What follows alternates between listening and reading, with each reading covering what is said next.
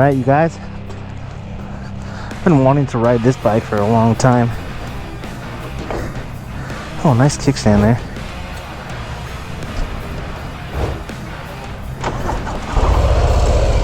Right off the bat, I can say I kind of hate this display on a bike like this. The dreaded 2.2 LCD display straight off of the Street Bob. This bike is too good for this display. I don't think it needs to be in like fantastic digital display or anything, but I just give me that analog display back here. It seems so out of place. All right, now enough complaining out of the way. Now we're gonna ride.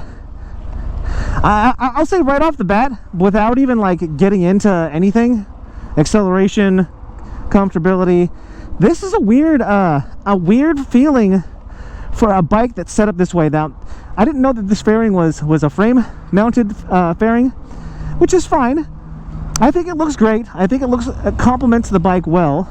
But what I'll also say though is like the setup here feels weird.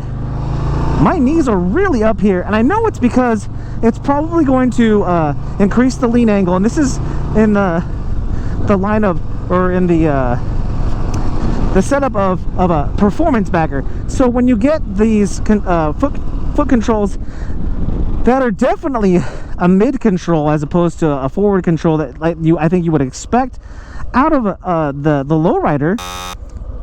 The lowrider ST here has an even higher, or maybe even midder, if that's a word, foot controls, which make this bike feel kind of cramped. And I'm 5'6". I have about a 29-30 inch inseam. My arm span is about 70 inches. Nice. I do like how this is like about a 6-inch riser that brings the handlebars closer to you. But then you've got these feet controls that I think, because, like I said, because of the performance bagger category that they want this bike to fall in, it feels like I'm cramped. My knees are way up here, especially for a shorter guy. Oh, but this bike's got some pull though. Whew. All right, we're getting into this third gear. Yeah, I mean, with my legs up here, I feel like I can lean for days. Woo-hoo! Okay. All right. This bike's gonna get you in trouble. All right. I take it back. I take it back because having your feet up here, and if this is the kind of bike that you want to take out in the canyons, out in the mountain roads, get into the twisties, this you're not going to ever. I don't feel like you're ever going to worry about scraping a peg. And you know, people who are seasoned riders who are used to really leaning into turns and stuff, they're not going to worry about scraping pegs anyway. But you know, oh, did not slow down enough for that. Oh, I thought it was in third gear. Hard to. So I'll already say, because of how small this display is, there's a little bit of a glare. There's not a whole lot of sun right now because it's been raining, but there's a little bit of a glare, and I couldn't see what gear I was in. I should have shifted down to at least third gear, and I was still in fourth. Bogged that engine down a little bit. But I don't know. So this frame mounted fairing here, I don't know, this looks like a waste of space. There's this big cavity here where you've got nothing. I don't know. I don't know if I love that. I've loved the way that this bike has looked since I've looked at it in pictures. The handling is amazing. The comfortability of this seat is super soft. It looks like this is a solo saddle, which is standard. You know, the Lowrider S is kind of like has always been, to me, is kind of famous for this solo saddle. It's nice and cushy. You've got this fairing that's going to push the wind around you. I wish that, you know, like on some of the other touring models, this flap could be adjustable so that I could actually get some more wind at me. There's a considerable amount of buffeting that, you know, usually when you have these pass-throughs here in the fairing, you would have a little bit less buffeting because of the pass-through, but I was still experiencing a little bit of more buffeting than I would have expected from a bike like this. Whoa, this is a terrible blind spot here.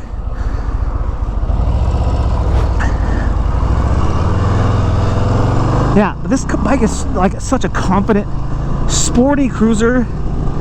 I would venture to say that this is like the sportiest cruiser that I've ever ridden, and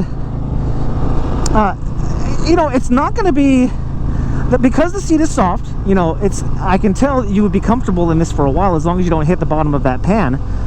But at the same time, the riding position, because my knees are so high up here, even for somebody like me who's shorter, I can only imagine if you're 6 feet tall or taller, you're really going to be like hugging your knees up here. Plus, you know, you're going to have, I have a little bend in my arm to reach these handlebars. I can't imagine that somebody over 6 feet tall is going to feel super comfortable in this position for a while.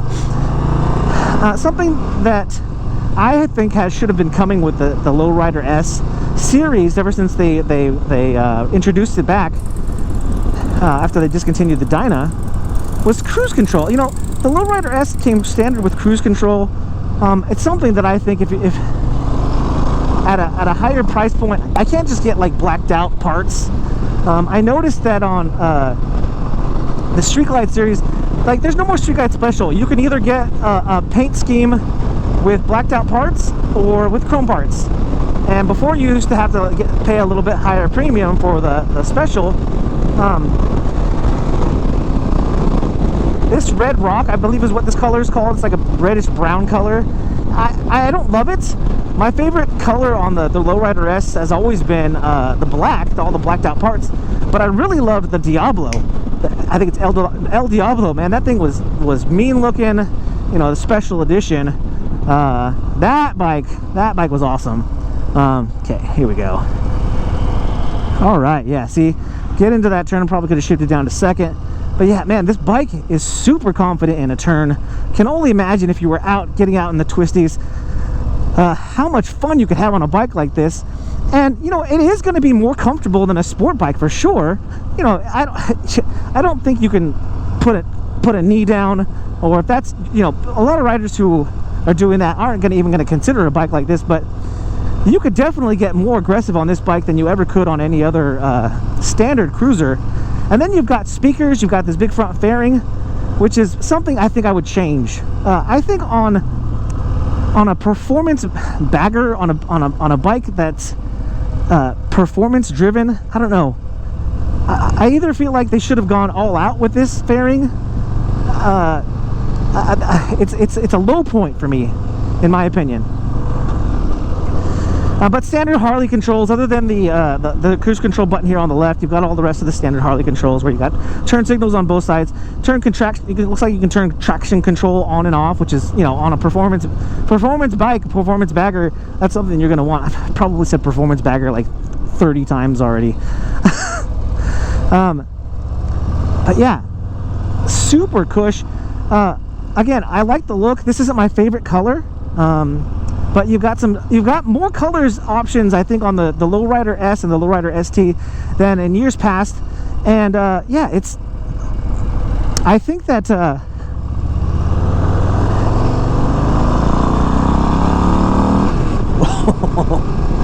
yeah, we're on quite an uphill grade there, and it still just handled that like nothing. A little bit of traffic here. Yeah, good brakes. You've got fully adjustable front and rear suspension, and these are upgrades too from the standard Lowrider. I don't know why the turn signal didn't cancel there. Again, and this is a gripe that I've kind of had with Harley-Davidson mirrors, is I wish that the arms on here were longer so that the mirror didn't have so much of my shoulder and my arm obstruction through there.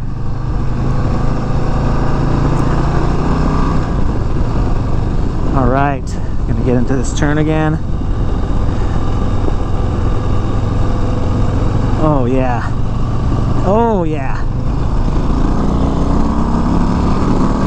Third gear is that's where you want to live. That's your passing gear. But even in fourth gear, it still has a lot of pull left for passing. Yeah, definitely third gear to get on the highway, man. That is something else. So yeah, buffeting is okay. It's not horrible. it definitely feels, so if you've ridden the new 2024 Road Glide with a frame mounted fairing, there's hardly any buffeting at all. And so I think in comparison, this bike's buffeting is just more than that. And so I think it's not that I'm disappointed, it's more that it just in comparison, there's more, but it's definitely manageable, and it's not the extreme buffeting that you would get with the big high fairings that used to come on the Sport Glide, the Road Glide Limited. All those big touring bikes used to be much higher, and now I think the only thing that's making the buffeting feel this way is this windscreen that's right here. I think if you could take that out or make that shorter, you'd decrease that quite a bit and still get some good enough wind deflection. But guys, I had a lot of fun on this motorcycle.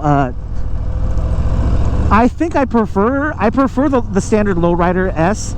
I prefer the analog display here. I prefer the smaller windscreen, but this bike is fun.